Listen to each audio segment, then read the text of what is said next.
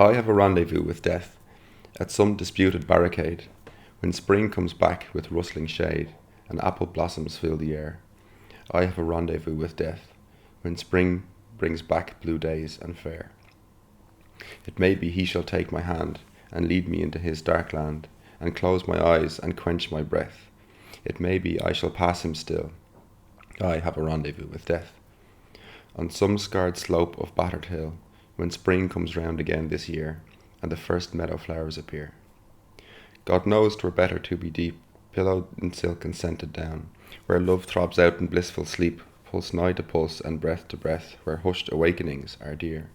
But I've a rendezvous with death, at midnight in some flaming town, when spring trips north again this year, and I to my pledged word am true, I shall not fail that rendezvous. That was a poem by Alan Seeger, an American soldier who died at the Somme on the 4th of July, 1916, which I suppose we're using as a theme for today's, the 17th episode of Blúiríní Béaloidis, to which you're all very welcome, where myself, Jonny Dillon, and my colleague Claire Doohan, oh hi Claire Doohan. Hello folks. We will, I suppose, have a special episode in store today for you to explore and commemorate the 100-year anniversary of the Armistice, the date on the 11th of November 1918, which marks the cessation of hostilities between the Allies and Germany after 4 years of carnage we know as World War I. And this is a war of hitherto unseen devastation which took the lives of an estimated 9 million combatants, approximately 35,000 Irish, they think, although there's no clear... True, there's been some dispute about the numbers. And 7 million civilians. To achieve our ends today, we're going to employ a kind of different approach than the usual, I suppose, format that we use for these podcasts. Mm-hmm. And since we're not trained historians or experts on this period of European history, we're going to basically proceed by bringing you the testimonies of the people who were there. So we have different memoirs and books that we've chosen, and readings and poems and so on. And then we have some Irish voices from the archive, largely recorded in the Urban Folklore Project, 1979, individuals who were in the trenches, who were at the front fighting at the Somme and so on, and who were recorded by the Folklore Department. And then we'll look at some, I suppose, the involvement of the Irish in the war with, again, some of the voices and the memoirs, the books that we'll be looking at. But we'll take an international flavour, won't we? Because we've yes. got British writers, we've got German writers. Anglo-American, British, German and Irish. So there's a few different books we're going to look at, and we want to look at different perspectives. So to look at it from the German perspective as well as that of the English and the Irish and so on. So and looking at it from the female point of view as well, as opposed to equally important. They suffered a different kind of war, certainly, but no less severe. There's 2 female authors, yeah. So The Glory of the Trenches is by Coningsby Dawson, he's an Anglo-American writer. An amazing book. It's kind of short enough, and the text is all available online. The Stand of the Munsters, which is a kind of fairly grim description of the Munster Fusiliers, by Mrs. Victor Rickard, and Storm of Steel by Ernst Jünger, which is an amazing book.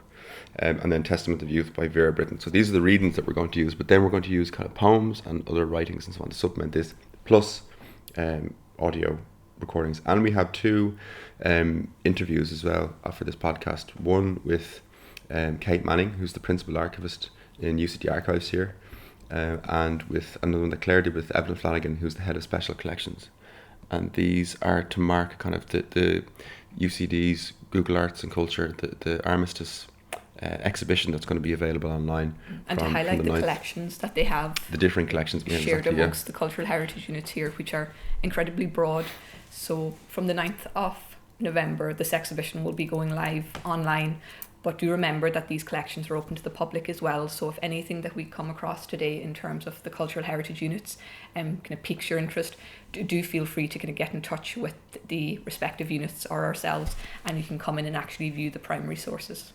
So we're going to listen to the stories of those who left their loved ones and left their familiar homesteads and stepped off the well-trodden paths of civilian life and into the fray of the trenches, where death and destruction faced them on all sides. I'm going to read a bit. So our first kind of companion on the road is going to be Coningsby Dawson. He's going to take us to the front, basically. And this is his book, The Glory of the Trenches. So Coningsby talks about basically becoming, he goes and becomes an officer. He decides to join the war effort from America. But there's a description here, kind of that some of the descriptions focus on the difference, I suppose, of the life of the civilian, or the life he's kind of changed utterly, basically, with this experience and with the training and everything that he's seen afterwards. And he says here at the start of this book, there's one person I've missed since my return to New York. This is when he's come back to America. I've caught glimpses of him disappearing around corners, but he dodges. I think he's a bit ashamed to meet me. That person is my old civilian self. What a full-blown egoist he used to be. How full of golden plans for his own advancement. How terrified of failure, of disease, of money losses, of death, of all the temporary, external, non-essential things that had nothing to do with the spirit. War is in itself damnable, a profligate misuse of the accumulated brain stuff of centuries. Nevertheless, there's many a man who has no love of war, who previous to the war had cramped his soul with littleness and was chased by the bayonet of duty into the blood-stained largeness of the trenches, who has learnt to say, thank God for this war. He thanks not because of the carnage, but because when the winepress of new ideals was being trodden, he was born in an age when he could do his share. Coningsby's view is kind of, well, not extremely, but it's a different one, I suppose. And he talks about the religious aspect almost that comes out of these people who find themselves in the trenches, and he talks about the appearance of kind of God, or these holy transcendental aspect, I suppose, to the whole thing. And I suppose as well, the point is even that the people who were sent off were ordinary people as well, who went there, ordinary kind of men who found themselves in these situations. This is back to Coningsby's book, The Glory of the Trenches. He says, there's a point I want to make clear before I forget it. All these men, whether they're capturing Hun dugouts at the front or taking prisoner their own despair in English hospitals, are perfectly ordinary and normal. Before the war, they were shop assistants, cab drivers, plumbers, lawyers, vaudeville artists. They were men of no heroic training. Their civilian callings and their previous social status were too various for anyone to suppose that they were heroes ready-made at birth. Something has happened to them since they marched away in khaki. Something that has changed them. They're as completely remade as St. Paul was after he had his vision of the opening heavens on the road to Damascus. They've brought their vision back with them to civilian life, despite the lost arms and legs which they scarcely seem to regret. Their souls still triumph over the body and the temporal. As they hobble through the streets of London, they display the same gay courage that was theirs when at 0 hour, with a 50-50 chance of death, they hopped over the top for the attack. But can I jump in there? Please, yeah. That struck me there about what was it? This kind of change, I suppose, from civilian to officer. Yeah. One of the articles that I mentioned to you about trench culture that I read, Graham Seal was the author in 2013. It's one to look out for. We're Here Because We're Here, Trench Culture of the Great War. But he speaks about, in terms of the folklore of the trench, he speaks about, because we often touch on liminal spaces, and he makes the point, whether you believe it or not, that there was this kind of liminal period and liminal space between the civilian entering training and then being made, kind of remade almost, control taken away, his kind of individuality taken away, and becoming part of this new insular community, which was really interesting in terms of folklore study about the impact that has on a person and the new society that he becomes a part of. Yeah, you're remade, I guess, in that, and Coningsby goes on about fighting his own fear and so on. At one point he's terrified of what he might find in the trenches, and then after he's gone through his training he sees a headline saying that peace is about to be declared, which is a false headline, it turns out, and he weeps and feels really upset that he's not going to get to go. And then he realises that some fundamental change has occurred in him, you know, that's some shift has happened or whatever. I suppose to move on, to go to the front with Coningsby, basically, I suppose that when he gets to France, he describes kind of even how they arrive, and when their company arrive, they start to see all these kind of bedraggled brigades and soldiers around, and they're trying to report to someone, and that's like, I don't know, nobody cares, no one knows. They realise how kind of useless they are basically there. But as he starts describing passing through the towns, which start relatively normally until they get up to the mayhem of the front, which is just pure carnage basically. But he says here, after trudging about 6 miles, we arrived at the camp and found that it was out of food and that all the tents were occupied. We stretched our sleeping bags on the ground and went to bed supperless. We had no food all day. Next morning we were told that we ought to jump on an ammunition lorry if we wanted to get any further on our journey. Nobody seemed to want us particularly, and no one could give us the least information as to where our division was. It was another lesson, if that were needed, of our total unimportance. While we were waiting on the roadside, an Australian brigade of artillery passed by. The men's faces were dreary with fatigue. The gunners were dismounted and marched as in a trance. The harness was muddy, the steel rusty, the horses lean and discouraged. We understood that they were pulling out from an offensive in which they had received a bad cutting up. To my overstrained imagination, it seemed that the men had the vision of death in their eyes. He carries on. Eventually, they meet up with the division that they're meant to, and he also describes the fact that how strange it is to be suddenly cast into this kind of life and death situation with people you've never met. It's not as though you've gone through an enormous amount of training and formed these close bonds with people, but you don't know the person next to you. And you're like. So he says, after 3 days of waiting, my division arrived and I was attached to a battery. I had scarcely time to make the acquaintance of my new companions when we pulled into my first attack. We hooked in at dawn and set out through a dense white mist. The mist was wet and miserable, but excellent for our purpose. It prevented us from being spotted by enemy balloons and airplanes. We made all the haste that was possible, but in places the roads were blocked by other batteries moving into new positions. We passed through the town, above which the Virgin floated with the infant Jesus in her arms. This is where he comes to a town, he sees this image. There's a statue of the Virgin with the infant Jesus holding him out over this tower, basically. And it says that it was a superstition with the French that so long as that she didn't fall, things would go well with the Allies. This is his first sight in this ruined town, and the statue's still there. One wondered whether she was really holding him out to bless. Her attitude might equally have been that of one who was flinging him down into the shambles, disgusted with this travesty on religion. The other side of the town, the ravages of war were far more marked. All the way along the roadside were clumps of little crosses, French, English, German, planted above the hurried graves of the brave fellows who had fallen. Ambulances were picking their way warily, returning with the last night's toll of wounded. We saw newly dead men and horses pulled to one side who had been caught in the darkness by the enemy's harassing fire. In places, the country had holes the size of quarries where mines had exploded and shells from large calibre guns had detonated. Bedlam was raging up front. Shells went screaming over us, seeking out victims in the back country. To have been there by oneself would have been most disturbing, but the men about me seemed to regard it as perfectly ordinary and normal. I steadied myself by their example. This is the kind of, I suppose, the strangeness of how normal the entire scenario gradually becomes. The other thing that you notice sometimes, especially in Ernst Jünger's writing, is there's an emotionless quality to these really detailed descriptions that don't moralize or they don't describe how awful this is. They don't necessarily glorify it either, but it's just these really cinematic or kind of clear visions of hell, basically, and just describing a kind of weird indifference to the whole thing that arrives. I want to get to this particular kind of, I suppose, part where they're traipsing through the front at dawn, basically.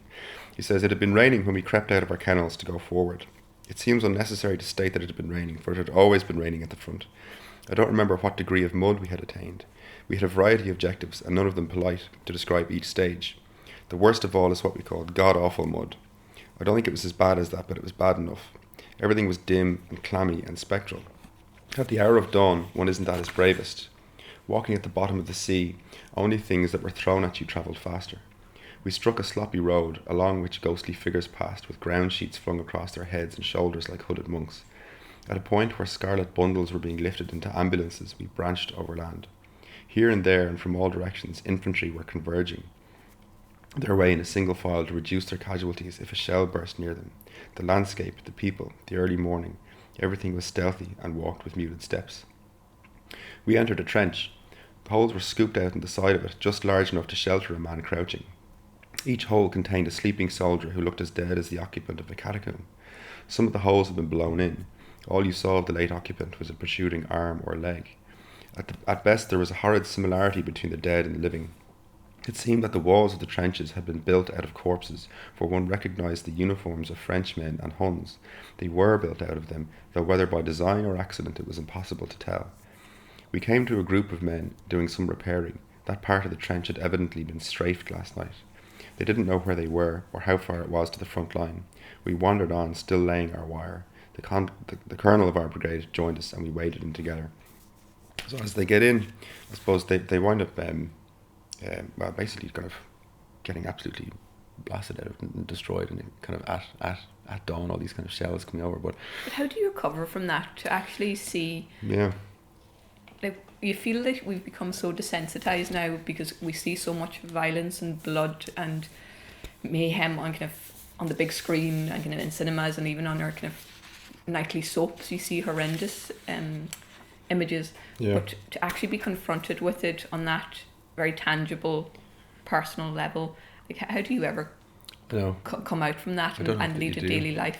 Like, there was one, Coningsby makes this point, he talks about the soldiers who returned were kind of maimed, that he says it's easy in a way when you have traditions and ideals at your back, it's easy to face death calmly, but what's much more difficult is to face life calmly after this kind of thing. So this is the kind of, and I suppose it lends into the sense of I suppose the mental problems that arose in shell shock and stuff like that people experienced. Well, in my young days when I was growing up, there were a lot of people, a bit mad, who might shout for that. Yeah. And it was really from the 1914 war that they'd got a bit of shell shock. I see, yeah. But I remember one, they used to call him the Mad Max Sweeney. He lived, again, it was outside the Liberties, near Dawson's barn, well, at the top of Cork Street. And he used to shout, but again, it was this shell shock. Yeah. They were fairly numerous. Yes. Yeah. Mm. That might explain why these characters were found in Dublin. Yes. Yeah. That's interesting, actually. Mm. Did the 1914 war, did that lived on in the memory of people for quite a long time? Oh yes, it certainly lived on. Did they talk about battles and things, or? Well, yes, I remember them talking about in the trenches and that. I can think of my next door neighbours, and they grew up in Castle Yard, and then moved out to the South Circle Road. Their father was in the RIC, and they were out in the trenches. And they spoke about them. But I mean, he talks about these instances where they seem to kind of, in his view, some aspect of God manifests on the battlefield, and he'd see it in these moments of bravery, basically, that are kind of horrifically sad. And it's incredible to think of how many people died, but also in this one instance, some of the stories that are described, how many aren't described, or how many go totally unknown. You know what I mean? How many names aren't written down on any walls or on any grave, or what don't we know? I'll give one more example from Coningsby. He's describing the bravery that he saw and that he saw as a manifestation of God on the battlefield, basically. And in one instance, he describes this young guy, he's no more than a boy, who is waving these flags to code to these guys who are lost, to say that they'll be okay, basically. So, doing their bit, he says, that covers everything. Here's an example of how God walks among us. In one of our attacks on the Somme, all the observers up forward were uncertain as to what had happened. We didn't know whether our infantry had captured their objective, failed, or gone beyond it. The battlefield, as far as the eye could reach, was a bath of mud. It is extremely easy in the excitement of an offensive, when all landmarks are blotted out, for our storming parties to lose their direction. If this happens, a number of dangers may result.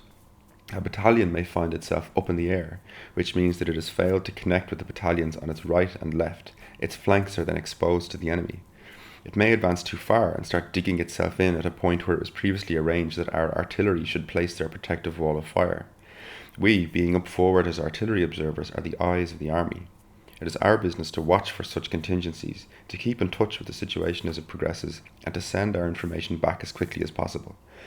We were peering through our glasses from our point of vantage, when far away in the thickest of the battle smoke we saw a white flag wagging, sending back messages. The flag wagging was repeated desperately. It was evident that no one had replied, and probable that no one had picked up the messages.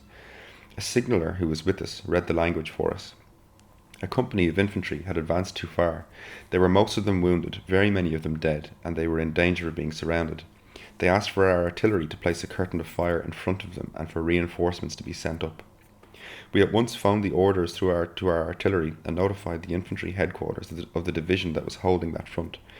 But it was necessary to let those chaps know that we were aware of their predicament. They'd hang on if they knew that. Otherwise, Without orders, our signaller was getting his flags ready.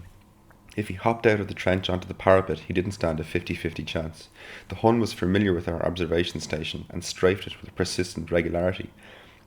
The signaller turned to the senior officer present. "What will I send them, sir?" "Tell them their messages have been received and that help is coming." Out the chap scrambled, a flag in either hand. He was nothing but a boy. He ran, crouching like a rabbit, to a hump of mud where his figure would show up against the sky. His flags commenced wagging. Messages received, help coming. They didn't see him at first. He had to repeat the words. We watched him breathlessly.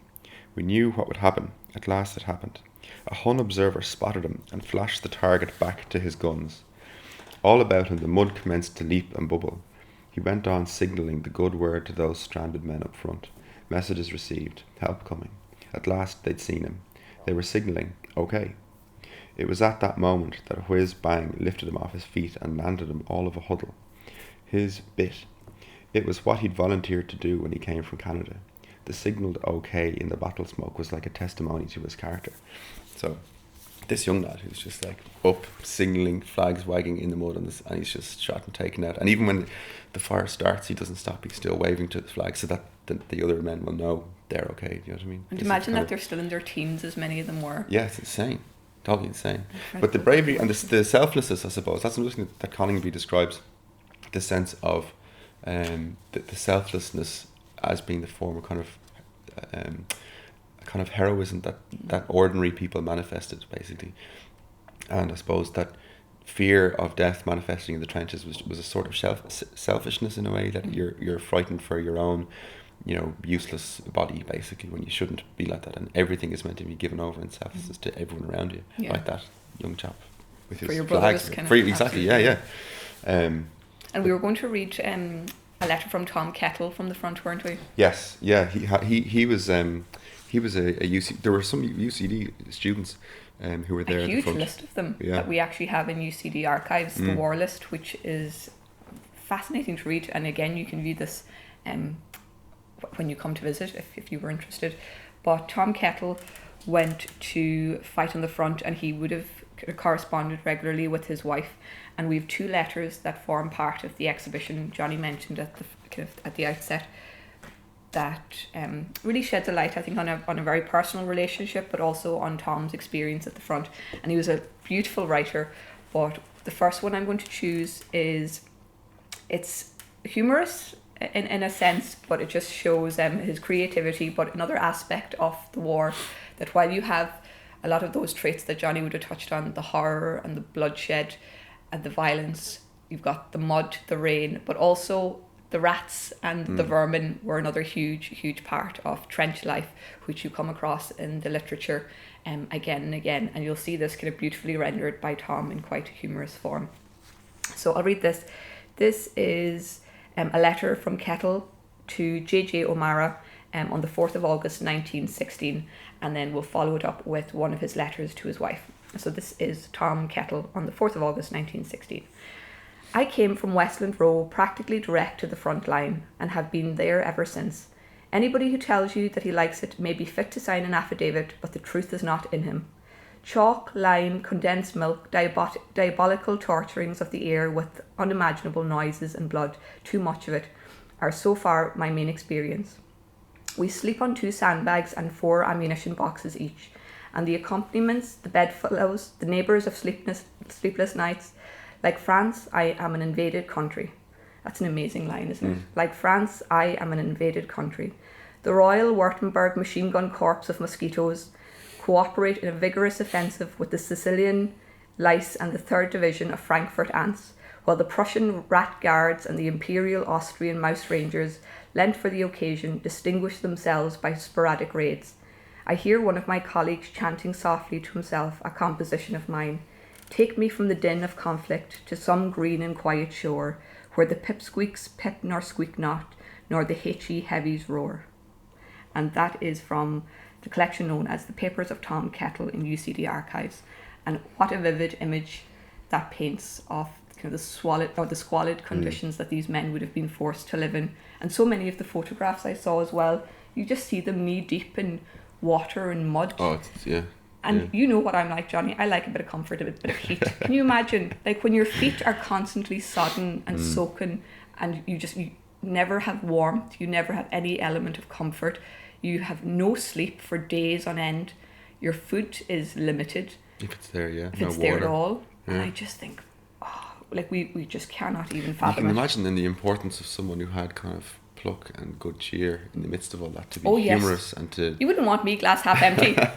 Honest to God, know what I I mean? think morale would have been fundamental. Oh, yeah. If you would need someone who was there cheering you on and just keeping the spirits up. Yeah, exactly, yeah. There, it reminded me just with the rats, we have a piece. So yeah, this is a recording that we have from July 1970. This is recorded by Michael J. Murphy in Dromahare, County Leitrim, and he's speaking with James Mitchell. And Mitchell here talks about experiencing a gas shelling, which he cured, but he just got the mask on as it was coming in, but he got a smell of it or a touch of it or whatever, and he drinks a quart of water. But he also describes the rats in the trenches and how they were an addition to the soldiers, basically. He got a touch of gas. I seen, it was the truth, the real truth, and God's truth. The Germans they built big dugouts, and the walls was 3 yards thick with wrought iron in them. Yes. And there was a big roof as deep, I suppose. Mm-hmm. And there was an awful battle. He was taking all in. And we were retreating. There was an officer and another signaller, a wireless operator with me. And the shells, it was the ground was boiling in front of us with shells, constant, like hailstones down. And we were in this old trench, but this dugout, I stepped into it. And the officer come in, and the fella. And as true as I'm here, the next thing, we were covered with dust and no roof. But the noise, it fell a big shell just at the end of it, and it blew the whole roof off down the field. Yes. And we were standing there, and all of a second there was a gas shell, they gave it like a big spit into the ground in front. And while we were putting on, I shouted, gas! And while I was putting on the mask, there was a certain amount in it. I got the whiff of it. Yes. And the other was bad. We got out anyway and was making on down through the shells. And the officer says, I got the gas. He says, I feel it burning me. So do I, sir, says I. And I had a water bottle of, you always bring a water bottle, a quart of water. Yes. And I was that much a burning with it. Didn't I take out the bottle and drink? And I drank the whole quart. It gave me such ease. And I told them, and they drank it. We were better of it. Oh, yeah. Oh. It cleared it out of the Cleared system. it now, however it is. And it was the very same as if you swallowed a coal. Is that right? Oh, aye. You'd feel it just from here. Oh, burning down, you couldn't bear it. Yes. Like a coal burning you. Yes. That's what the gas is. Mm. But that was only a touch of it ever I got. Ah. And you know what used to be a great addition to us? The rats. The rats The were in rats. addition to you. So they wouldn't go near a rat. Eh? He wouldn't kill the rats if they were there. No one? No. Oh, why was that? Eh? He used to, on the wind be favoured, he'd put over the gas. And before ever you human being come near there, find anything of it, the rats were running and squealing. And they nearly run up your trousers. And that was enough fight. Put on the mask. Uh-huh. Is that right? Aye. No, you'd hear the rats and they'd run blind around you and squealing, making for holes. They got the gas before the human being. No. But even in the trenches now, I think the rats must have been frightful, weren't they? The war. The war. They used to be eating dead bodies. Oh, they? And they was up walking. And where there'd be old grass and weeds and everything. And all of a sudden, you'd feel your feet going down, the ribs cracking. Oh, dear. You'd be dead there and no one to bury. No, I know. Aye. Oh, it was terrible. Oh, no war. So that's James actually- Mitchell with Michael J. Murphy. There's actually a poem people should look up if they're interested. It's called Grass by Carl Sandburg, and it just touches on that very idea of the grass growing over the bodies, and that people don't realise until they walk, and it's horrendous. That's as he described the ribs cracking. Yeah. Do you have it there? I do. It's quite a short one, but it reads as: "Pile the bodies high at Austerlitz and Waterloo, shovel them under and let me work. I am the grass, I cover all. And pile them high at Gettysburg, and pile them high at Ypres and Verdun.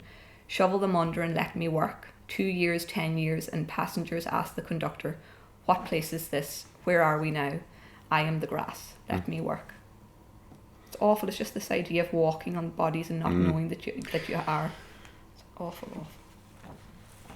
But and to kind of continue on that, we were just saying people will have perhaps heard of Dulce et Decorum Me by Wilfred Owen, but gassing was a horrendous, I suppose, element of the war for the first time. And here Wilfred Owen writes: "Gas, gas, quick boys, an ecstasy of fumbling, fitting the clumsy helmets just in time, but someone still was yelling out and stumbling, and floundering like a man in fire or lime. Dim through the misty panes and thick green light, as under a green sea I saw him drowning. In all my dreams, before my helpless sight, he plunges at me, guttering, choking, drowning." And you do see a lot of descriptions of the effects of gas. And like at first when I read, so I did a bit of research earlier on in the year about I suppose family history research, and when you discover that someone has been gassed, you don't actually, I didn't know what gassing actually meant, what happens, but it's a horrendous way to die, and so many were inflicted with that end. Why did that come up in family research? Remember when we said we'd look into our families and who'd fought in the war? Yeah, so one of one of the granduncles in our family, that would have been how he went. Did he experience gassing? Apparently so. Oh, yes, he died. Yeah, that was one of his military records. No way. Yeah, horrendous. Yeah. And like again, you can read the language and you don't understand it until you can. What it entails. Yeah, awful. There's a piece to go to a piece, one of the books that stands at the Munsters at Etreux. It might be pronounced that incorrectly, but this is the Munster Fusiliers, this battalion, and there's this book is in special collections actually. You can get the text online as well, but it describes the Munster Fusiliers, and I want to read this just for the description of it's echoed by kind of Ernst Jünger as well, a similar description, but the night is described. This warfare at night and how eerie and supernatural and bizarre it is, but the feeling then when the dawn breaks and you get to see what craziness has occurred throughout the night, because you haven't been able to see anything, and just the vision that meets a person. But these are the Munster Fusiliers, many of whom were killed, and it's December at this stage, and the description goes on as follows: "All the night of the 21st the Munsters waited, and all of the night of the 21st it rained and snowed and stormed. The pitch darkness of a night of waiting is a memorable experience, even when there are many such to record. There is the curious feeling of loneliness common to all humans out in the night. The bright smoke of fires over the land behind the parapets of the German trenches made will-o'-the-wisp columns of misty light. Sometimes a star shell shot up, lighting the place like day, and sometimes the crack of a rifle tore the dark and spattered in the mud of the trench. Life and death come much closer in the night than they do in the daytime, and the whole almost intolerable mystery of war is intensified 1,000-fold. Very slowly the sullen dawn broke as if unwilling to reveal the sights that night closed over, and the sodden fields and the barns and farmsteads stood out blackly against the grey. The green and yellowish water lying over the flats was frozen, and the dead were very visible, lying in pathetic heaps amid the refuse of 1,000 unexpected things. The weary desolation of dawn over French Flanders passes all description." I mean, I suppose the strange kind of lunar landscape that appears basically after these battles, and then the I suppose the madness that ensues as well. Jünger talks about that, the shelling that carries on to such an extent that one of the NCOs just goes mad after about an hour. It's so intense that he just... That's what kind of strikes me in the literature, this continuous noise and din. Yeah. And I'm bad enough in UCD where there's constant activity and noise, where you just want a quiet space. Blasted students. University would be lovely. But it's just this constant noise. There's no corner to call your own. There's no time out. There's no dark room to go and have a rest. And it's just this constant din and noise, and just it's this awful music of war.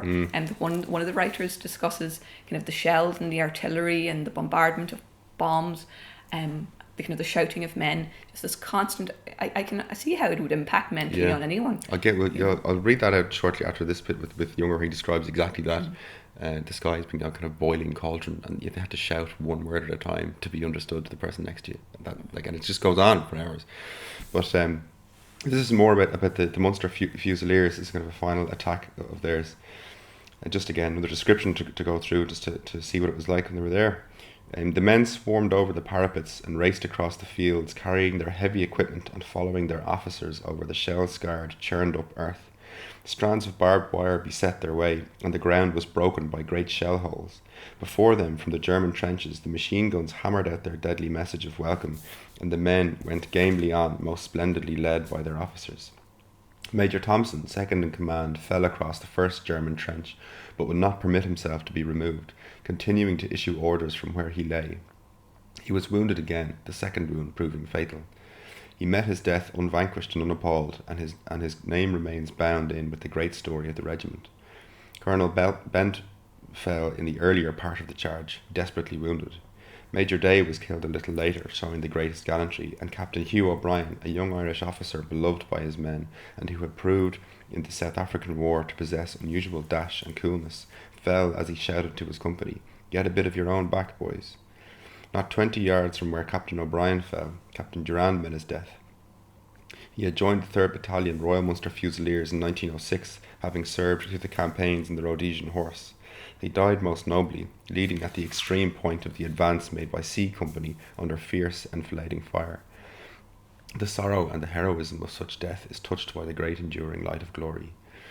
Men fell on the right and left, and again they rallied and stumbled over the broken ground, holding steadily on under wail of tearing shrapnel, and at last the Munsters reached their goal, the given point, and in the fierce counter-attack they did not lose an inch of what they had taken.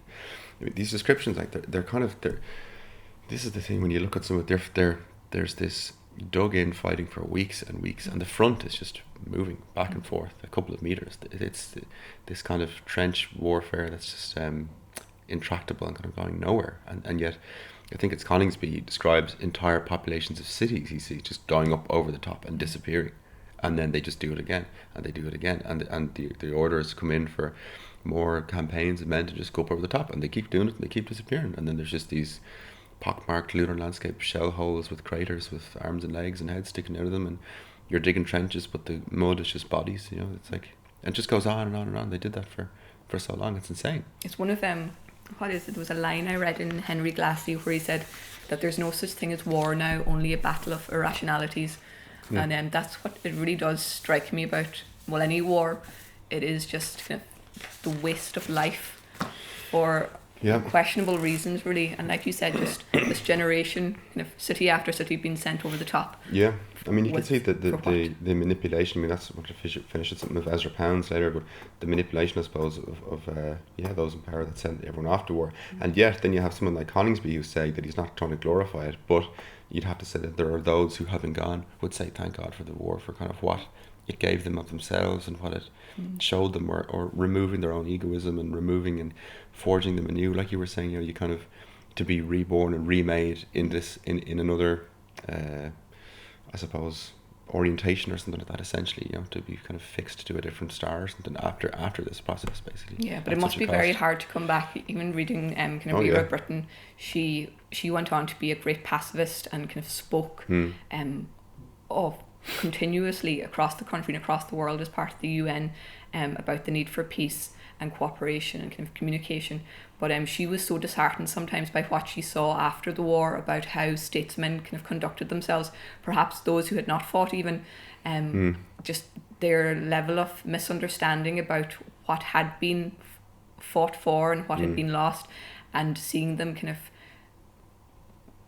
I suppose, kind of having the same failures again and kind of going through old patterns that led to the war, and just seeing the same mistakes being made and having learned nothing from history. She was very disheartened by that, and I think we can see that still today. Of course. Will I go to look at or we'll go to the interview with Kate, actually, to talk about the exhibition that people can look at, the Google Arts and Culture exhibition. Yes. And Kate Manning has given us, she's the head archivist, principal archivist in UCD Archives. And I sat down with her just to discuss the exhibition and some of the material from the Heritage Collection. So it's a shared exhibition between the Folklore Collection here, Special Collections in UCD and UCD Archives. So kind of across University College Dublin to look at who are those who were involved, who partook in the war, and then what are the differing collections that we have basically. So here I'm chatting to Kate. I'm here with Kate Manning, who's the Principal Archivist in UCD Archives, and thanks for being in for your time. You're welcome. And maybe first, for the benefit of anyone listening who's not aware of UCD Archives, what sort of collections overall do you hold? Well, I suppose we've three main collecting areas. So we collect the archives of the university itself. We collect papers to do the foundation and development of the modern Irish state. And we also curate collections of the Franciscans in Ireland. And then for Armistice, does any particular kind of ways to market or mark Ireland's involvement in it? Yeah, we've been working with our colleagues in Folklore and Special Collections on an exhibition which will be in the Google Arts platform, using material from our collections across the three units to demonstrate Ireland's involvement and examine Ireland's involvement during the war. Yeah, in the totality of the war, from the beginning right through to the armistice and then the aftermath. And you mentioned Michael McWhite. Michael McWhite, a fascinating man. Yeah. He was born in 1883 in Cork. He did study to be a teacher in Denmark, but other than that had no university education. But he fought in Bulgaria in the First Balkan War in 1912, and then he joined the French Foreign Legion in 1913, and he fought in World War I then as a member of the French Foreign Legion. He was awarded the Croix de Guerre 3 times for his for his valour in combat. And actually this year he was recently in the summer he was honoured by the French embassy for his services to France. Amazing. Yeah, so he was an astonishing person. And after the war, he returned to kind of the fledgling Dáil Éireann in the beginnings of the Free State, and became one of Ireland's most senior diplomats. He retired in 1950. Yeah, 1950, after 30 years service as a diplomat. And is there many recollections of his experiences kind of in the war, or his diaries? In his papers, it's not extensive, but he has some recollections in a notebook, and he has a wonderful account that's in the exhibition of his experiences at the front in France, and it's pretty despairing. Really? And he's a wonderful writer, and the fact that these are in his papers, so they were, maybe it was just a kind of letter he wrote to himself or notes that he wrote to himself, but it's pretty extensive, 2 pages of writing, and where he kind of doubts the purpose of all of this and what has he achieved thus far in his life. If everything ends now, it's a wonderful piece of writing. And was he present at the Somme, or was he what battle? This was at the front. No, I'm not sure. I'd have to check that. I don't know. Yeah. But he survived anyway. And he survived. He survived and went on to have a very distinguished career. So he was ambassador, or he served in America, in Rome. He was in Rome in the 1930s, so he was dealing with the fascist Italian government then, and I suppose Ireland as a neutral country, he paid particular concern to Irish citizens who were there at the time, either trying to get them out or protecting them while they were there. And are there any other figures or individuals kind of who in their collections here that kind of stand out for the war, the materials that you've seen? Yes, there's a wonderful collection of letters with Michael Moynihan. I remember. With him. So he was a student here. He didn't graduate. He left to go. He took the civil service exams and went to the UK, and then he joined the Civil Service Rifles. So he had intended initially to serve on the home front, but then against his mother's objections, he joined up and went to France. for at least 2 years, and he was killed in the summer of 1918, so 4 or 5 months before the armistice. Yeah. This was very sad. Yeah. And then you were showing me as well that we have a way to find out, were those all UCD connections to on the exhibition? You can see where you can there are see, graves. yes, Dr. Conor Mulver from the School of History, he has done a lot of research using the UCD Roll of Honour and the War List as his base, and then doing further research to identify where all the UCD students and staff, those who were killed, where they're buried across. And it's across Europe through as far as Palestine and in the Middle East. It's really amazing. I think a lot of the students turned out to be members of the Royal Medical Corps, staff and students and graduates. So it's interesting to see how far they went. They went, yeah. Yeah. So from the exhibition you'll be able to click in to the map and then click on the individual points and see where each individual is buried. Yeah. And when will it be available, or how can people go to find out?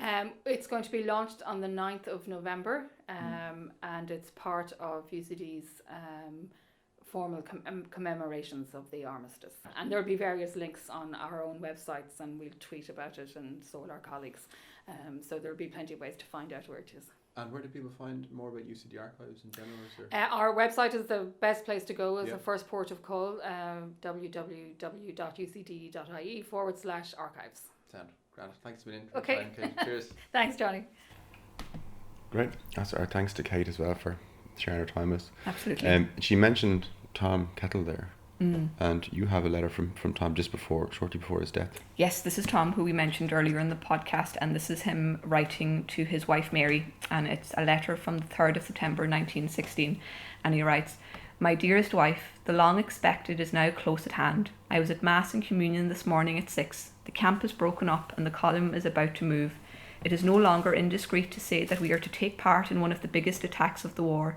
Many will not come back. Should that be God's design for me, you will not receive this letter until afterwards. I want to thank you for the love and kindness you spent and all but wasted on me. There was never in all the world a dearer woman or a more perfect wife and adorable mother." And that is again from the papers of Tom Kettle. And things like that break my heart, because unfortunately Tom didn't come back.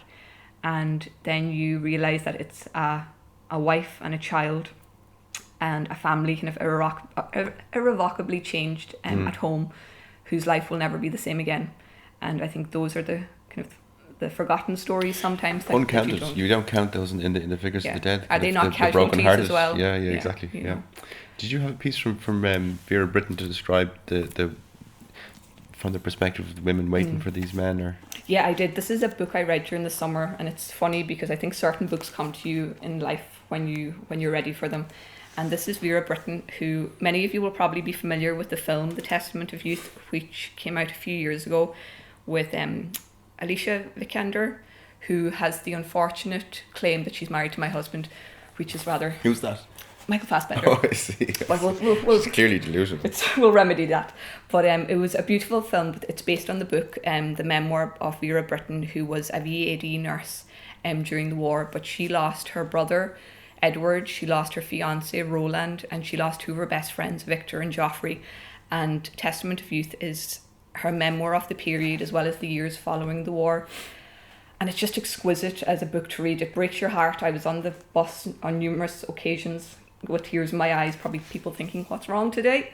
But you actually kind of get to the stage where you're following the course of the war with her as she kind of receives these letters from Edward and Roland, and her career as a nurse after she leaves university, because she feels that she can no longer justify being in education while all of this is being sacrificed on her behalf. So she becomes a nurse and travels to the front and in a number of areas and a number of countries, really, just to feel close to her brother and her fiancé and her friends, and to feel like she's somehow contributing. But her writing is exquisite, and although she's kind of writing from a retrospective point of view, it gives you an insight into, I suppose, the female experience.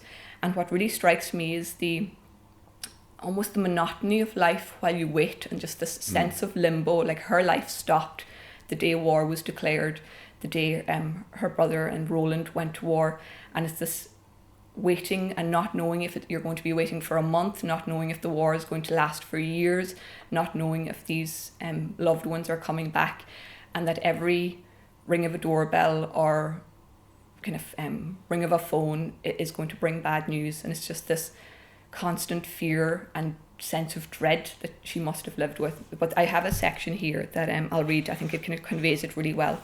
So, but do read it if it's something that you're interested in, because it's never a wasted experience reading a book like this. Those who are old and think this war so terrible do not know what it means to us who are young, I soliloquized angrily. When I think how suddenly, instantly, a chance bullet may put an end to that brilliant life, may cut it off in its youth and mighty promise, faith in the increasing purpose of the ages grows dim. The fight around Hill 60, which was gradually developing, assisted by the unfamiliar horror of gas attacks into the Second Battle of Ypres, did nothing to restore my faith in the benevolent intentions of Providence.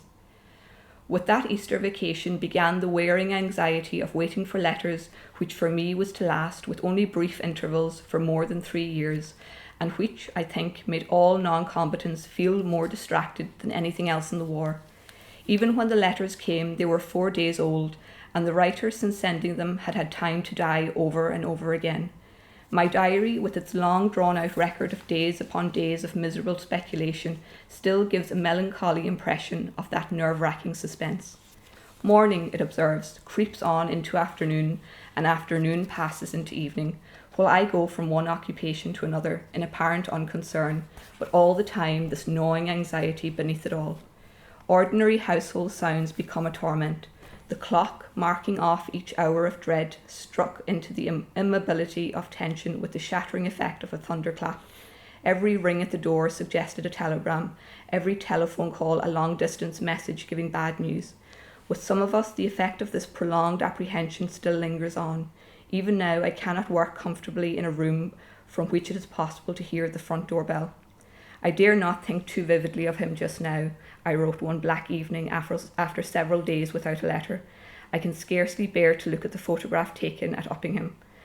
I've been trying to picture to myself what I should feel if I heard he was dead. It would be impossible to realise. Life would seem so utterly empty and purposeless without him that it is almost inconceivable. I only know that such an anguish would never be conquered in a life of scholastic endeavour. Never among those indifferent, unperceiving college women for the majority of whom war and love and grief might not exist. The ability to endure these things would come back in time, but only after some drastic change. To this constant anxiety for Roland's life was added, as the end of the fighting moved even or ever further into an incalculable future, a new fear that the war would come between us, as indeed with time the war always did, putting a barrier of indescribable experience between men and the women they loved, thrusting horror deeper and deeper inward, linking the dread of spiritual death to the apprehension of physical disaster. Quite early I realised this possibility of a permanent impediment to understanding. Sometimes, I wrote, I have feared that even if he gets through, what he has experienced out there may change his ideas and tastes utterly. And like, you just have moments in this book where your heart just stops with kind of the grace that she writes with. And unfortunately then she gets the story that Roland is killed in action, and then later her brother. And to lose 4 people that you love in such a short space of time, you just wonder, how do you ever recover from that? But she is such, again, she is every bit a hero as the men were, because it's this quiet heroic nature that is exemplified on the home front as well by the women and the kind of older people who couldn't contribute in kind of military terms, but that they persevered and they kept the home fires burning, as the saying goes, and they were every bit as resilient and as brave, I think. So yeah, it's a book that I would really highly recommend, and she comes out of it still with fortitude and hope, which I think says more about the woman than I possibly could.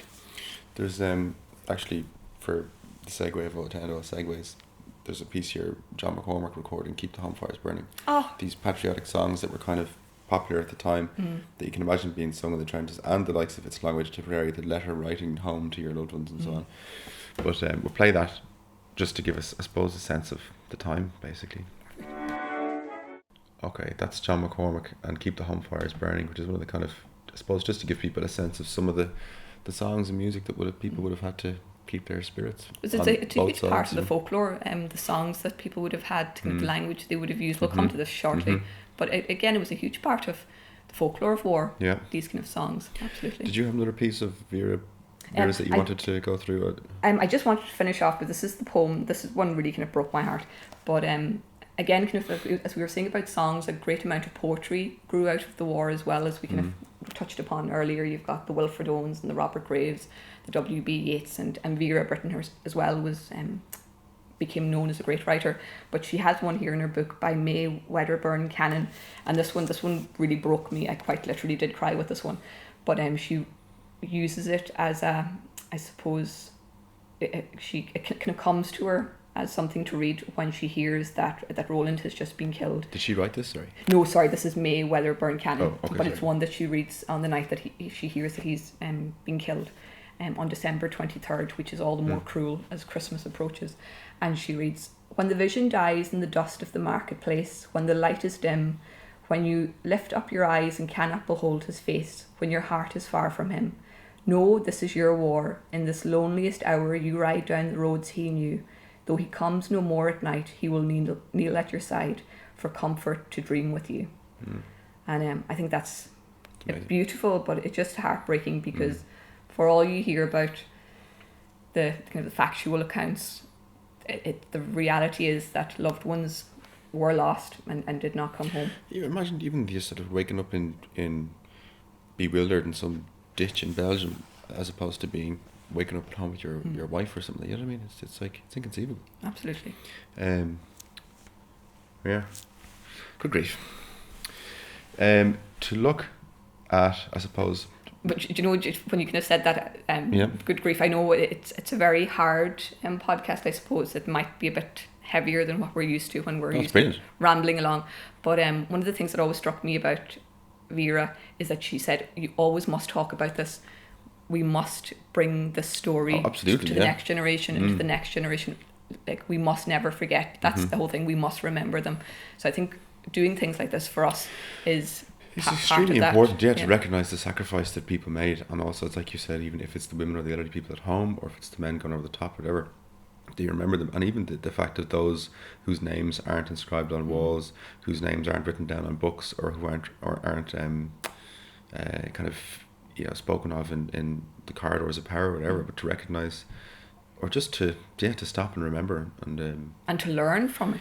Certainly, yeah. To look at things from another perspective, which is important as well, I think.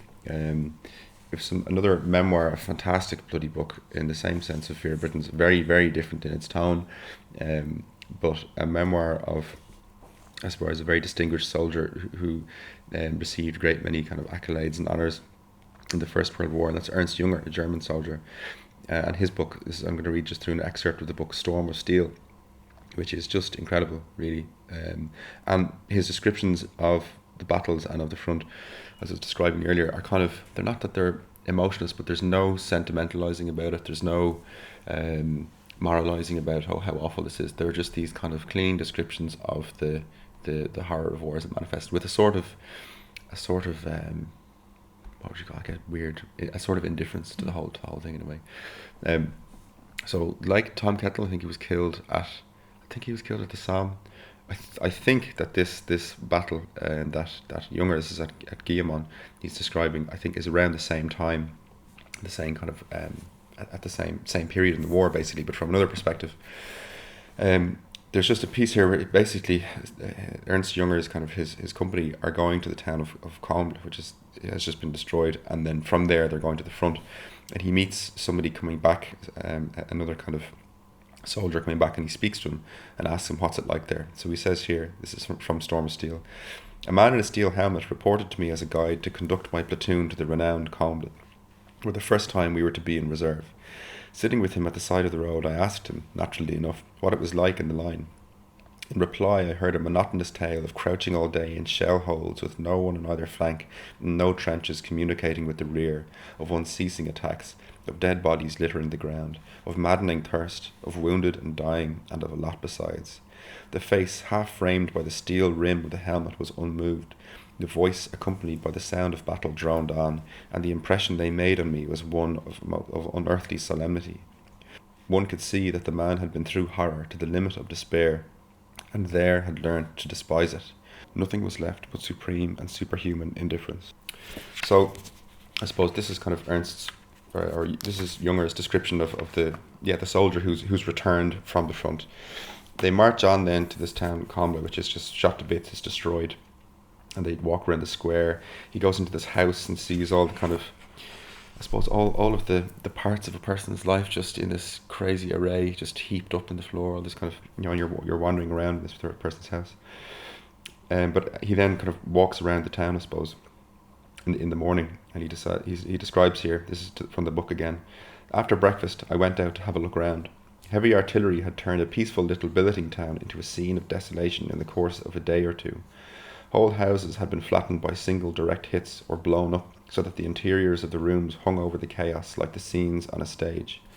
A sickly scent of dead bodies rose from many of the ruins, for many civilians had been caught in the bombardment and buried beneath the wreckage of their homes. A little girl lay dead in a pool of blood on the threshold of one of the doorways. So he goes into one of the houses and looks out, and he says, the view through the broken windows showed the square utterly deserted and ploughed up by the shells, which had strewn it with the branches of the limes. The artillery fire that had ranged round the place without ceasing deepened the gloom of this appalling picture. Now and then the gigantic crash of a 38-centimetre shell dominated the tumult, whereupon a hail of splinters swept through combles, clattering through the branches of the trees, or striking on the walls of a few houses that were left still standing, and bringing down the slates from the roofs. In the course of the afternoon, the firing increased to such a degree that single explosions were no longer audible. This is where the sound of the whole thing just goes to another level. And this is the English kind of shelling down, so you have the other perspective of what it was like. There was nothing but one terrific tornado of noise. From 7 onwards, the square and the houses round were shelled at intervals of half a minute with 15-centimetre shells. There were many duds among them, which all the same made the houses rock. We sat all this while in our cellar, round a table, on armchairs covered in silk, with our heads propped on our hands, and counted the seconds between the explosions. Our jests became less frequent, till at last the foolhardy of us fell silent, and at 8 o'clock 2 direct hits brought down the next house. From 9 to 10 the shelling was frantic. The earth rocked and the sky boiled like a gigantic cauldron. Hundreds of heavy batteries were concentrated on and around Combla. Innumerable shells came howling and hurtling over us. Thick smoke, ominously lit up by Vera lights, those are flares, white and red kind of flares that were fired, veiled everything. Head and ears ached violently, and we could only make ourselves understood by shouting a word at a time. The power of logical thought and the force of gravity seemed alike to be suspended. One had the sense of something as unescapable and as unconditionally fated as a catastrophe of nature. An NCO of No. 3 platoon went mad. At 10, this carnival of hell gradually calmed down and passed into steady drumfire. It was still certainly impossible to distinguish one shell from another. So, can I jump in there before? Please, yeah. Because we spoke about this yesterday. I came across a recording on one of the RTE Arena documentaries. They did a 3-part series on the art of that, or it was called The Art of War, I believe, but it basically touched on the artistic response to war, so the poems and the music that came out of it. But one of them touched on Marionetti, I believe, the Italian, who previously to the war had actually composed this. It was something like mouth music, if that's the correct term, I'm not sure if it is, but where you make the sounds with your mouth. And he had actually imagined what war would sound like, and this was in 1909 or thereabouts, before World War I had happened. But just through the gift of voice, he recreated all the rolling of the shrapnel and the dropping of the bombs and this kind of the rolling R's of the shelling. Ogni 5 secondi cannoni d'assedio spentare spazio con un accordo. Pam, bum bum. Ammutinamento di 500 echi per attannarlo, sminuzzarlo, sparpagliarlo all'infinito. nel centro di quei pom pum, spiaccicati, ampiezza 50 km quadrati, balzare scoppitagli pugni, batteria tiro rapido, violenza, ferocia, regolarità. Questo basso grave, scandali strani, folli agitatissimi, acuti della battaglia, furia, affanno, orecchi, occhi, narici, aperti, che gioia vedere, udire, fiutare, tutto, taratatà delle mitragliatrici, strigliare per di fiato sotto morsi, schiaffi, pit-pac, puntum, vittorie, salti 200 metri, fucileria. Giù in fondo all'orchestra, stagni di guazzare, buoi, bufali, pungoli, carri, flic-flac, zing, shac, illeri nitriti, 3 battaglioni bulgari in marcia, croc, Shumi Maritza, o Carvaveda, gran. And in this little section, he just recreates the complete sound of war that would manifest in World War I, and before he even knew what it would sound like in a way. And it's horrendous to imagine that this is what you're going to be listening to constantly, and no wonder that kind of sensible thought went out the window. Indeed. It is nowhere to be found at this stage. This is Jünger again, when they go to they've kind of made it, they leave that place of Comblan, the cellar, and they have to march to the actual front, which even the place where everyone was going mad and the sky's boiling like a cauldron isn't the front itself. But now he describes that they're there. And he says, "At last we reached the front line. It was held by men cowering close in the shell holes, and their dead voices trembled with joy when they heard that we were the relief. A Bavarian sergeant major briefly handed over the sector and the Vera light pistol," that's the flare gun. "My platoon front formed the right wing of the position held by the regiment. It consisted of a shallow, sunken road which had been pounded by shells. It was a few hundred metres left of Guillement and a rather shorter distant right of Bois de Throne. We were parted from the troops on our right, the 76th Regiment of Infantry, by a space about 500 metres wide. This space was shelled so violently that no troops could maintain themselves there. The Bavarian sergeant major had vanished of a sudden, and I stood alone, the Vera light pistol in my hand, in the midst of an uncanny sea of shell holes over which lay a white mist whose swathes gave it an even more oppressive and mysterious appearance. A persistent, unpleasant smell came from behind. I was left in no doubt that it came from a gigantic corpse far gone in decay. As I had no idea how far off the enemy were, I warned my men to be ready for the worst. We all remained on guard. I spent the night with my batman and 2 orderlies in a hole perhaps 1 yard square and 1 yard deep. The batman is like a servant of sorts. When day dawned, we were astonished to see by degrees what a sight surrounded us. This is like, it was written in the story of the Munsters as well. The sunken road now appeared as nothing but a series of enormous shell holes filled with pieces of uniform, weapons and dead bodies. The ground all around, as far as the eye could see, was ploughed by shells. You could search in vain for one wretched blade of grass. This churned up battlefield was ghastly. Among the living lay the dead. As we dug ourselves in, we found them in layers stacked one on top of the other. One company after another had been shoved into the drum fire and steadily annihilated. The corpses were covered with the masses of soil turned up by the shells, and the next company advanced in the place of the fallen. The sunken road and the ground behind was full of German dead, the ground in front of English. Arms, legs and heads stuck out stark above the lips of the craters. In front of our miserable defences there were torn off limbs and corpses, over many of which cloaks and ground sheets had been thrown to hide the fixed stare of their distorted features. In spite of the heat, no one thought for a moment of covering them with soil. So this is the kind of, I suppose, the sights and smells and sounds that they meet. You don't actually think of the smell, do you? No, which quite a few of them tend to refer to as well. At the end, I suppose, and even you were talking about Marinetti and the Italian futurists and authors who were talking about mechanization and the idea of mechanization in war and so on. Jünger talks about that as well at the end of this chapter, where he talks about something, Claire, that you mentioned earlier about chivalry kind of bidding its final farewell. Oh, dead and gone, Johnny, dead and gone. Well, this section, he describes this kind of this mechanized kind of landscape, basically, and it's an interesting. It's worth covering, I think. He says, once seen, the landscape is an unforgettable one. In this neighbourhood of villages, meadows, woods and fields, there was literally not a bush or tiniest blade of grass to be seen. Every hand's breadth of ground had been churned up again and again, Trees had been uprooted, smashed and ground to touchwood, the houses blown to bits and turned to dust. Hills had been levelled, and the arable land made a desert. And yet the strangest thing of all was not the horror of the landscape in itself, but the fact that these scenes, such as the world had never known before, were fashioned by men who intended them to be a decisive end to the war. Thus all the frightfulness that the mind of man could devise was brought into the field, and there, where lately there had been the idyllic picture of rural peace, there was a faithful picture of the soul of scientific war. In earlier years, certainly, towns and villages had been burned, but what was that compared with this sea of craters dug out by machines? For even in this fantastic desert, there was the sameness of the machine-made article, a shell hole strewn with bully bins, broken weapons, fragments of uniform, and dud shells with 1 or 2 dead bodies on its edge.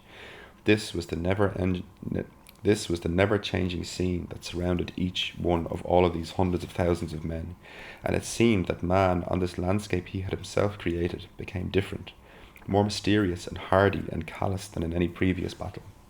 The spirit and tempo of the fighting altered, and after the Battle of the Somme, the war had its own peculiar impress that distinguished it from all other wars. After this battle, the German soldier wore the steel helmet, and in his features there were chiselled the lines of an energy stretched to the utmost pitch, lines that future generations will perhaps find as fascinating and imposing as those of many heads of classical or Renaissance times.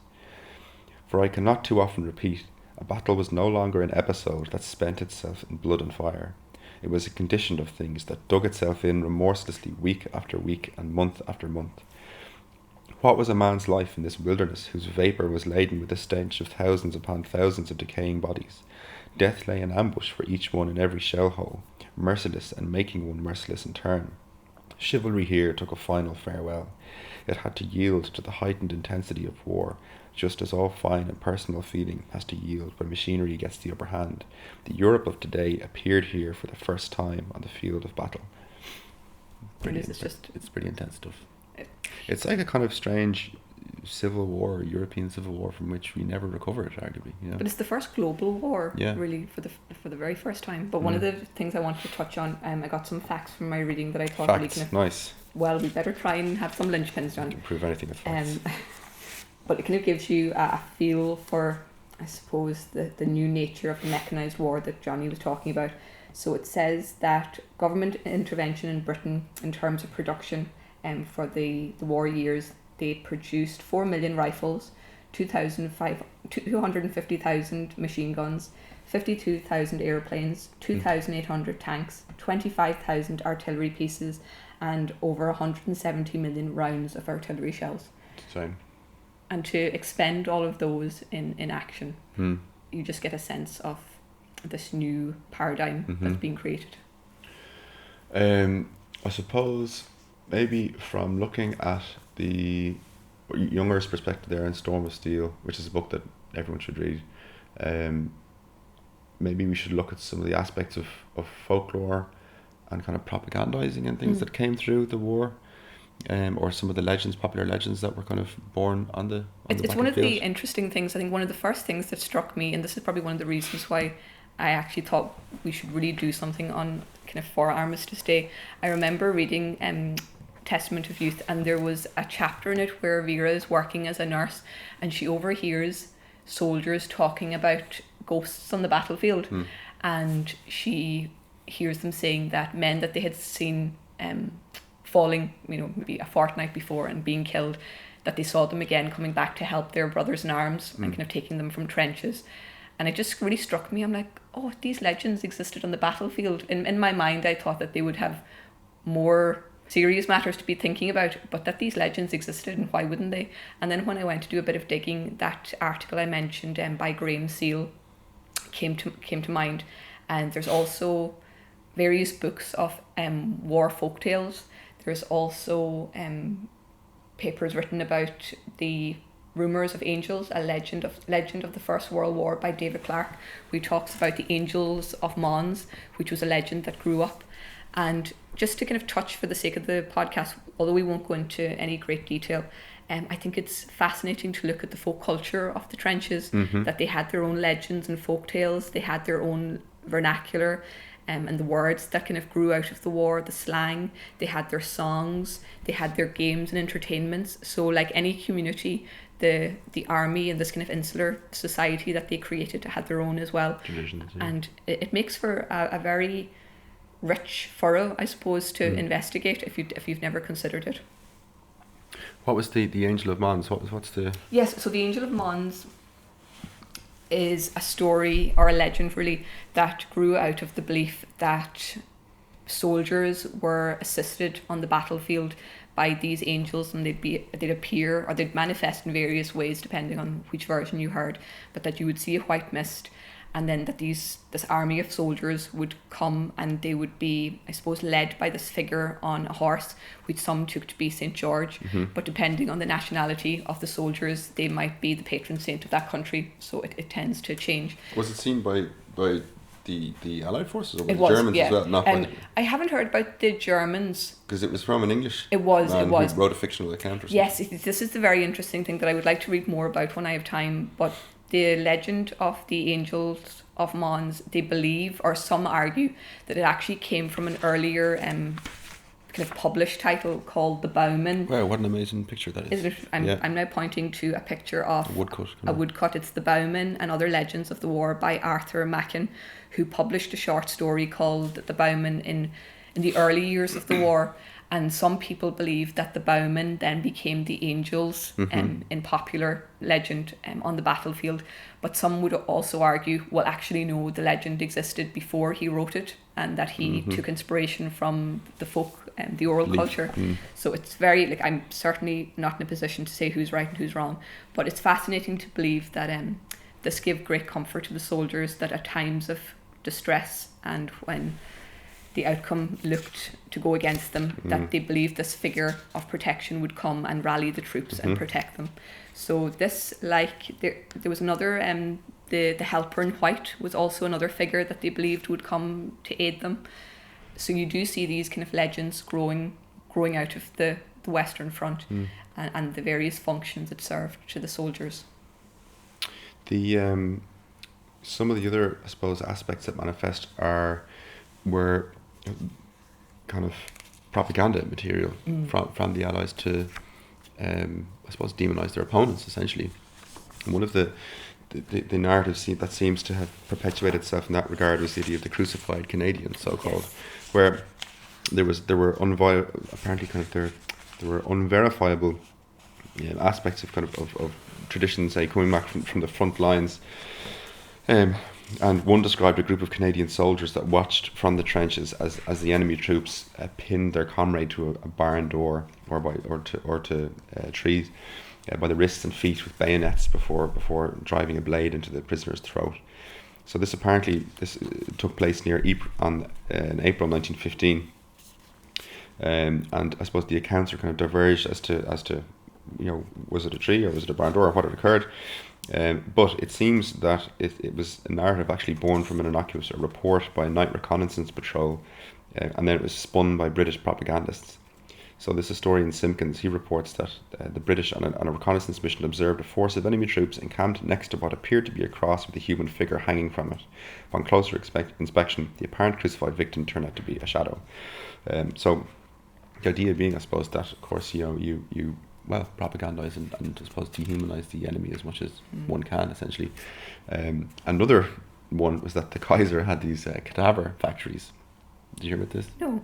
So this is to be entirely false, and it's kind of, again, the propaganda or lies that perpetuate around war. This is the idea that industrial plants were springing up throughout enemy territory because partly due to a naval blockade that was stopping the Germans from kind of getting supplies in, so that they had a corpse processing factory which extracted the lard used for the manufacture of candles and soap and industrial lubricants and munitions.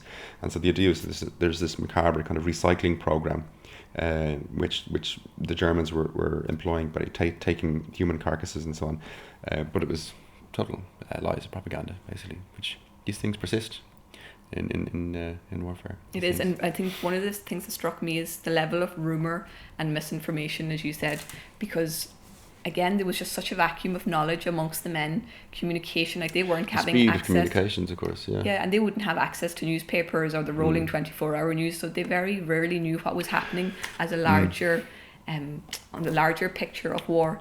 And so this vacuum seemed to have been filled by these rumours and this information and kind of what they called the trench press, which are these little periodicals that they would have published from 1914 apparently up until towards the end of the war, which circulated not only between the kind of the various battalions and regiments, but also made it home as a way of kind of enforcing rumours, but also sharing information and knowledge. And lies and propaganda to as part of the battle for hearts and mind. Yes. This is a thing as well that's worth bearing in mind. There's nothing particularly kind of, this is old school, this isn't happening anymore at all.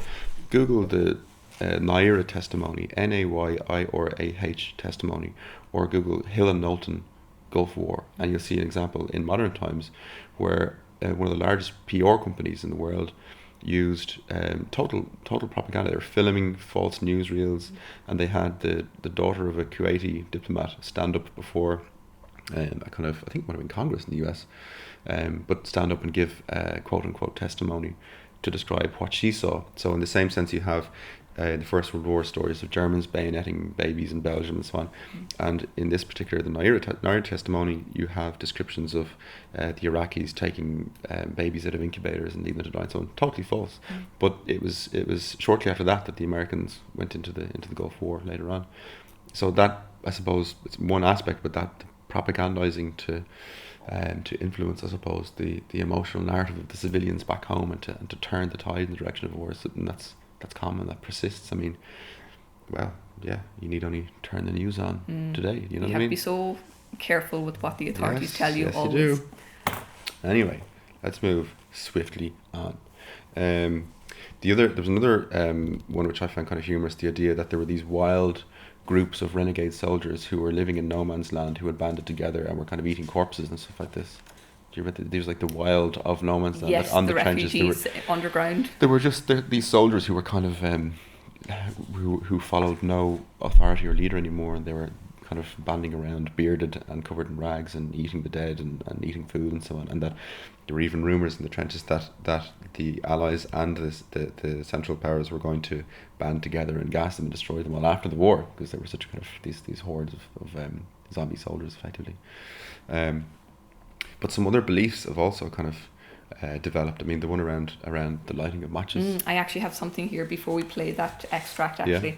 So the belief existed that you shouldn't ever light 3 cigarettes from one match, because on a very practical level, once the light exists and stays lit too long, they would say that you were an easy target for snipers, because the first flash is there to locate you. Lighting the second one gives them time to aim, and then lighting the third cigarette gives them time to fire, so that you were never meant to have a light for so long. And this is where, is this the 3 strikes and you're out? Or I would have thought that was baseball. Well, I did, but I kind of wonder if there is a link. There might be. I'm not sure. I'm not sure now. I'm not sure. But so it was bad luck to light 3 cigarettes from a match. I know it was obviously it would cause detrimental harm to your life. There was also the belief, number 13 again, as you'd expect in any kind of situation, it's still in kind of civilian life considered an unlucky number. Then there was, in one of the articles I read, this interesting idea of your number coming up, and I wondered, does that tie in with that saying, "Oh, my number's up," when you think the end is nigh? Because it was where there's a sample here. The soldier replied that he would be all right unless the shell with his number on it arrived. A few days later, the soldier was lucky to escape extinction as a dud dropped near him. Upon examining the base of the defective shell, the soldier discovered that it bore his regimental number. So basically the bullets would come with numbers inscribed on the bottom. And if you found one with your number, it was a bad omen. Or if you were killed and it had your number, there was all this again. Soldiers like kind of us would have talismans, things that were considered lucky to carry, and equally they had these beliefs and superstitions. Kind of the use of magic and ritual and kind of omen would be kind of an unavoidable response to this total loss of individual control over the conditions of life and death that they faced. Emotional reasoning at its height when it matters most. You reminded me of something there. This is back to Coningsby's book, The Glory of the Trenches. He says, he sees a fellow sleeping under a tree, and he says to his major, "Good grief, look at that chap, he's not going to last long there. I mean, what an idiot, what's he doing?" And then realises that this guy has been maimed, and his life is just about over. He says, "Then I saw that his shoulder blade had burst through his tunic and was protruding. He'd been coming out, walking freely, walking from the front, and feeling that the danger was over, just as we were, when the unlucky shell had caught him." And then here's the quote: "His name must have been written on it, our men say, when that happens." So another version of that, your number is up, or your name is on it, it was for you. And then he says, another example of emotional reasoning: "I noticed that he had black boots. Since then, nothing would persuade me to wear black boots in the trenches."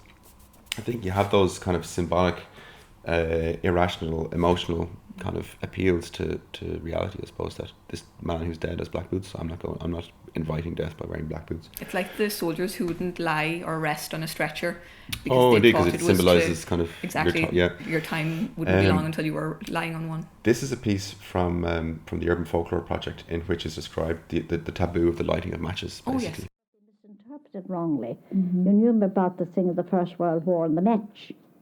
You see, in the First World War, you often hear a person say, "Oh, you mustn't light, you mustn't use one match for three cigarettes." You know that, that superstition. That erases the First World War, because in the trenches, if they were lighting cigarettes, a prolonged light attracted the enemy, you see, and overcame a shell. So that was why one quick match, you see, you wouldn't notice. That sprang from that purely and simply. It literally meant death.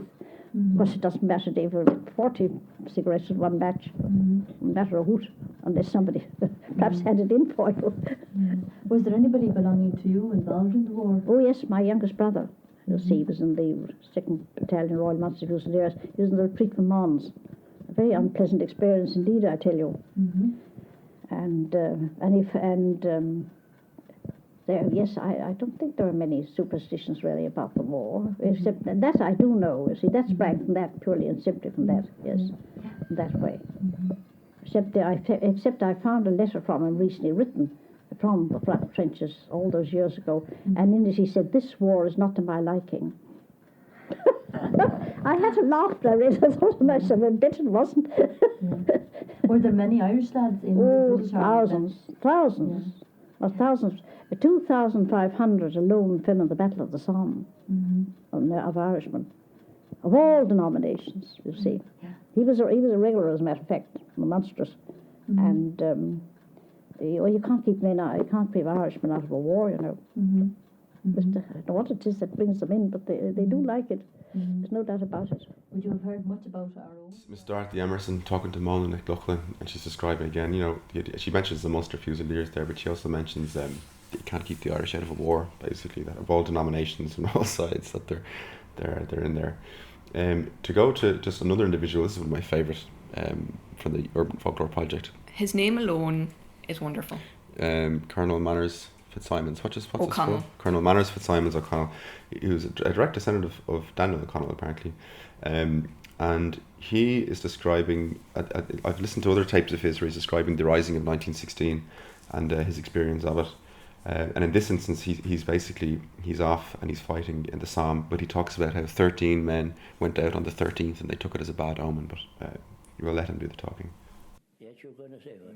Then soon afterwards you went to Sandhurst and you became an officer.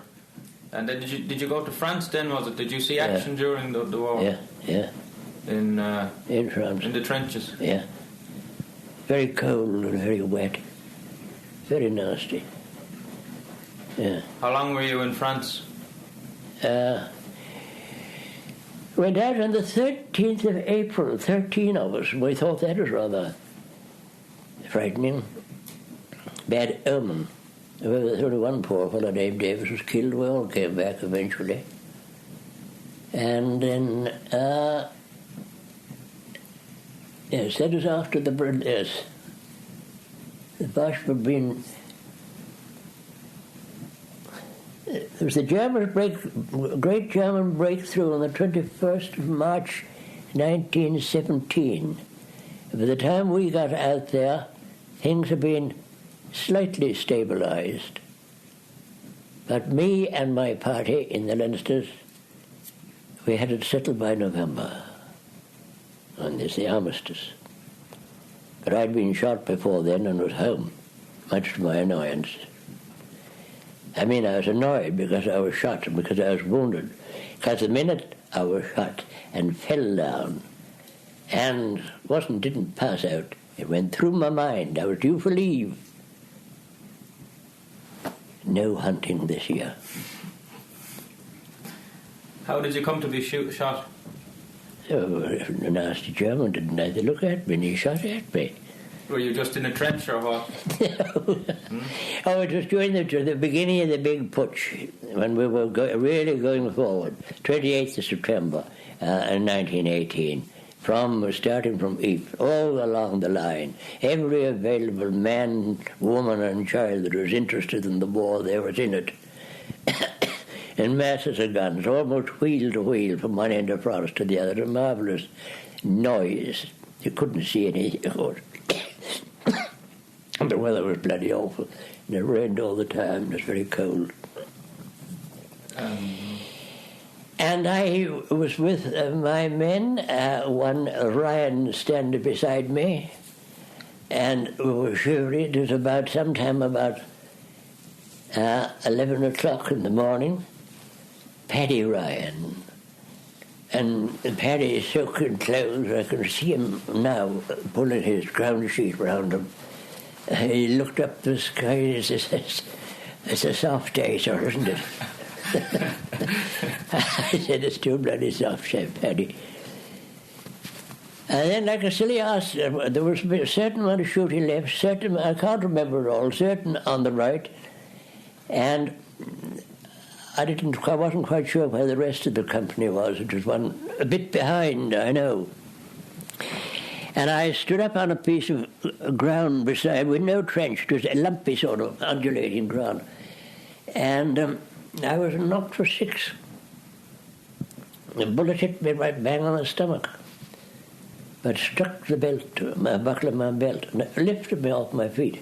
Thinking over it days afterwards, the extraordinary power of a bullet when it's really gathered its full speed, because the person just shot was about 200 yards away, actually took me off my feet and knocked every breath out of me. There was no hunting. Yeah. Was there a bad wound? It was unpleasant. Much blood? I really don't know. It was all dried up by the time I'd been taken away. So you weren't invalided for long or anything like that, no? That was things started on the 28th of September, and I was wounded on the 1st of October. And I was passed, when I came out of hospital, as A3, sent on leave, indefinite leave, to be examined in another month's time. And I was able to ride my motorbike down to the Curragh and be examined again, and I was made A something or other. Anyway, I was passed A1. About 6 weeks after I came out of hospital. And I'm happy to say I was in London with my mother on Armistice Day. And my mother was tight, and I was tight, and 2 friends of mine were tight, and everybody was tight. And this was by about 7 o'clock in the evening. We didn't know there was an armistice or anything like that. I left my mother in her studio down in Chelsea, and I was going up to the bank on Brompton Road to cash a cheque. And I was walking leisurely along, and I heard cheering, looked behind, and saw an army lorry coming, full of soldiers, all waving their caps in the air. And I thought, good God, this is frightful, dreadful behaviour. And it was just by the bank I went in, and there was a lot of chatter going on. I said, what the hell is going on? He said, haven't you heard the war's over? And I said, no. Oh, well, it's over. We're over. I'm going to shut the bank. And then I had got my money before we were gone. So that's Manners Fitzsimons describing Time of the Trenches, and then his experience of the armistice as well. So many of them speak about bullets ricocheting off their belts. It's one of those common motifs. I've read a few of those as well, that they were saved but for the fact, or they were saved by this ricochet. It's very interesting. I'm like, how convenient that so many bullets ricocheted off belts. I suppose he's talking about the Armistice leads us back to the exhibition, the Google Arts and Culture exhibition. And then before we finish up with play, this is an interview with the head of special collections here in UCD, Evelyn Flanagan. Claire, you interviewed her a while ago about the... So I spoke to Evelyn about the special collections contribution to the Armistice exhibition, and she gave me an interesting insight into certain collections that they have, one of them being the first report of the Irish War Hospital Supply Group. And this was a project carried out during the war where sphagnum moss, which was a variety of moss known for its antiseptic and absorbent qualities, was gathered across Ireland. And they had, even when you just look at the map of areas that they had these collection depots, there's almost one in every county in the Free State. And so they would gather this moss, clean it, dry it, and then create these dressings that they would send to the front. And it was a wonderful way of kind of contributing, I suppose, to the war effort and feeling that you were helping your loved ones abroad. But again, it just touches on the role of women and how it could often be overlooked and forgotten. So it's nice that these stories come back.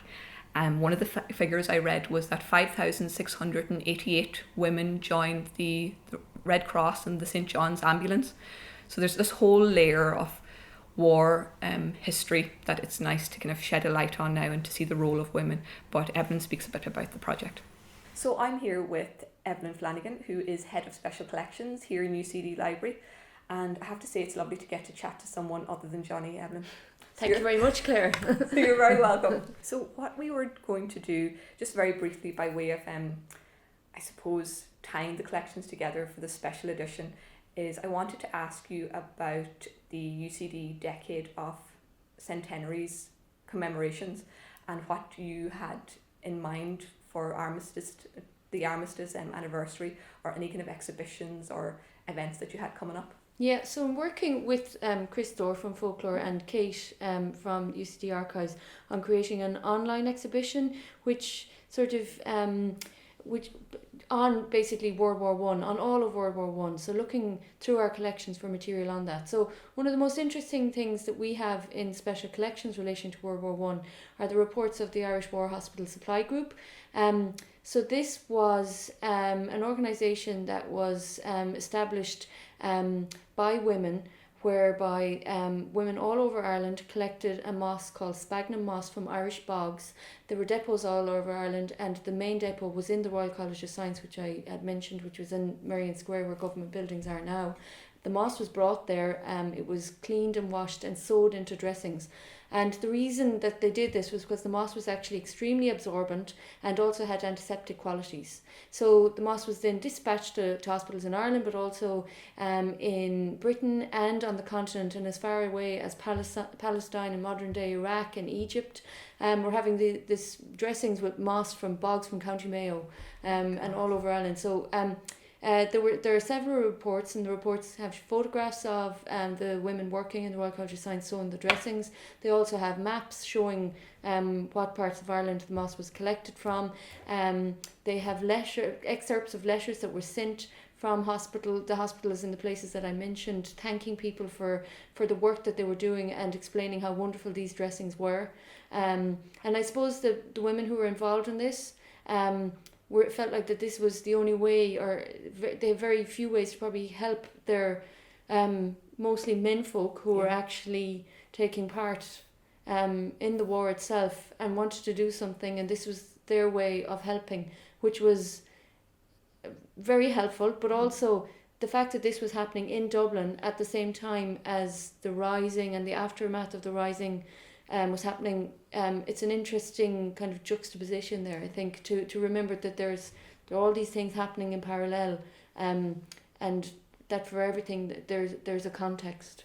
Absolutely, especially when we kind of remember how many Irish men would have fought in British forces, and sometimes I know we're getting better at recognising that, but for a long time that was kind of the untold story. Yeah, like deliberately forgotten for a long time, but thankfully being told more now. And I think again, when people have been looking at history, sometimes the role that women have played in history has been they've been written out to a certain extent. So this was an amazing enterprise run completely by women, and which it was a very important enterprise. So I think it's really worth telling that story. Amazing. So there's several reports. So it's great to have that material here, and that would have come from the Royal College of Science collection. Amazing. And where can people access that? So they're in special collections, so if somebody wants to come in, they can email us at special.collections@ucd.ie to make an appointment to come in, and we'll have a card available for them so they can come in and read them in Special Collections Reading Room, which is in the main library, the James Joyce Library in UCD. Amazing. And I can vouch that you are one of the friendliest teams, so that everyone is very welcome. This is what I say to all of our classes that come in. We want you to come in because we want you to use our collections, and also we want you to know that we don't bite. Absolutely. Oh, well, thank you so much, Evelyn. You have passed the test, and when I eventually get rid of Johnny, I'm coming straight for you. Okay. Amazing. Thanks very much, Claire. Thanks so much. Okay. Thank you, Claire. I see. Knife in the back, right there. Yeah, stabbed, dying and bleeding in the trenches. So I just a note of thanks to Evelyn for her time. It was lovely to speak to her and just to learn a bit more about our shared collections here in UCD. Indeed. We have marched wearily to the front and back again. We have. We best sign off. We will. So we're both going to finish with some little poems, some little bits that sum it up, some things up in ways for us, I suppose. And then we're going to finish with a piece from the archive, recording from 1949 by Blúiríní Béaloidis, who's from Inishmore in the Aran Islands. And the last piece that we're going to play is a lament. It's a lament for the dead, basically, which we play, I suppose, for all the dead of World War I and those known and unknown who fell in that war and those who were affected by it. So we'll finish up with that. But before, I'm going to start reading a poem which I find particularly arresting, by Ezra Pound. It's called Hugh Selwyn Mauberley. It's an extract from this poem which he wrote in 1920, dealing with, among other things, I suppose, aspects of the war, and I suppose the sense of the disillusionment that it brought afterwards in its wake. So this is Ezra Pound, from a selection from Hugh Selwyn Mauberley. He says, "These fought in any case, and some believing pro domo in any case. Some quick to arm, some for adventure, some from fear of weakness, some from fear of censure, some for love of slaughter in imagination, learning later. Some in fear, learning love of slaughter. Died some pro patria, non dulce non et decor. Walked eye deep in hell, believing in old men's lies, then unbelieving. Came home to a lie, home to many deceits, home to old lies and new infamy, usury age-old and age-thick, and liars in public places, daring as never before, wastage as never before, young blood and high blood, fair cheeks and fine bodies, fortitude as never before, frankness as never before, disillusions as never told in the old days, hysterias, trench confessions, laughter out of dead bellies. There died a myriad, and of the best among them, for an old bitch gone in the teeth, for a botch to civilization. Charm, smiling at the good mouth, quick eyes gone under the earth's lid, for 2 gross of broken statues, for a few thousand battered books." So that's Ezra Pound, Hugh Selwyn Mauberley, and his response to the World War, which had a huge personal impact on him, I suppose, and that's his approach, or his poem to it. And I'm going to finish up with a last few lines from Vera Brittain, and this is her. Following the war, she meets what will be her husband, who actually, in a strange turn of coincidence, fought alongside her brother. And this is her kind of, I suppose, embarking on a new chapter as she kind of emerges from the darkness. So this is them meeting on a train. "I was halfway up the train and had almost abandoned hope when I came upon him in the process, like myself, of exploring the corridor, very tall, very thin, a little dishevelled and forgetful in his urgent seeking of the haughty air worn by young dons who deliberately go steerage. Quite suddenly he saw me and started eagerly forward, his hands outstretched and his face a radiance of recognition beneath his wide-brimmed hat. And as I went up to him and took his hands, I felt that I had made no mistake. And although I knew that, in a sense which could never be true of him, I was linked with the past that I had yielded up, inextricably and forever, I found it not inappropriate that the years of frustration and grief and loss, of work and conflict and painful resurrection should have led me through their dark and devious ways to this new beginning. A note of hope. I always like to end on a note of hope. Well, it's the very least we can do to honour their memory and to live the best lives we can. Indeed, this is very true. Yeah, let us not forget them. May they rest in peace. See you next month. See you next month, buddy. Slán. And more hard you. Oh no, oh, oh, oh, good soul. Oh, oh, oh, oh, no. Oh, oh, oh, no.